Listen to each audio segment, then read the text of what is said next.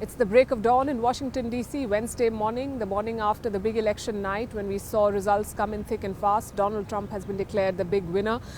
We have the latest CNN projections with us. Kamala Harris at 219, Donald Trump at 276. That's the number of electoral college votes that he's bagged, 276, well past the majority mark of 270. And the Trump campaign hoping to cross the 300 mark. It's being called a historic comeback in American electoral and political history. And Donald Trump is riding the wave. Definitely, the world has been watching this election. We've been telling you about the global media presence here, and capitals across the world have been tracking the election results and responding. One of the first leaders to respond was Indian Prime Minister Narendra Modi. He has worked with multiple US presidents in the more than 10 years that he's been India's Prime Minister. It started with Barack Obama, followed by Donald Trump in his first stint in power, Joe Biden, who is still the president of the US, and Donald Trump ready to take the reins again come January. So India definitely hoping to continue the good run and to keep working with the next occupant of the White House, the building right behind me, still fenced up. But for the rest of the world, it's not looking so good. Countries like Iran bracing for impact. The Iranian currency, the rial, has fallen to an all-time low. Tehran saying that it doesn't matter to them who comes to power in Washington, D.C.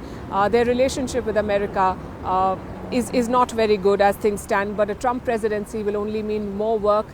China, interestingly, has said that they hope for, and I'm quoting, peaceful coexistence with Trump. Remember, the trade war very much looms, and Donald Trump now has sweeping powers with control over the Senate as well. He can cut taxes, he can impose tariffs at will, and that will have repercussions, and we are seeing that in global markets. Asian currencies have taken a tumble, European stocks are rising.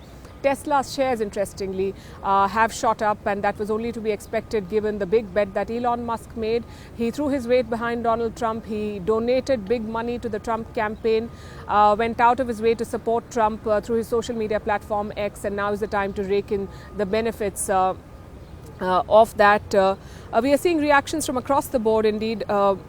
Erdogan, for instance, the Turkish president, congratulating Trump and calling him his friend, which is interesting because they've had a relationship that has seen its ups and downs, including a famous letter that Trump wrote to Erdogan threatening him, and that was made public a few years ago, the first time Trump was president.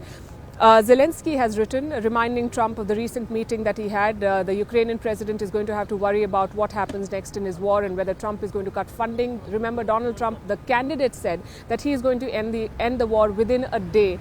Now we're waiting to see how he does that. Netanyahu will be a happy man today. He has a good rapport with Donald Trump. He has tweeted congratulating Donald and Melania Trump. Remember, he fired his defense minister yesterday, so a lot of churn in the West Asia war as well. Hamas has reacted, saying that their policy will depend on Trump's approach to Palestinians.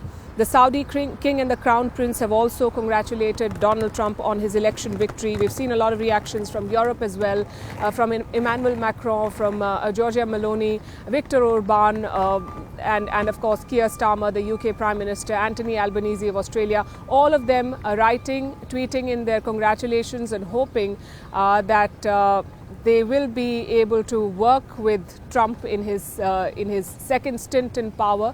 Trump expected to double down on all his policies. A bit of uncertainty there, but we've seen him in office once. So I guess the world is better prepared than it was in 2016. This is what Wednesday morning looks like in Washington, D.C. Donald Trump all set to take the reins of power once again.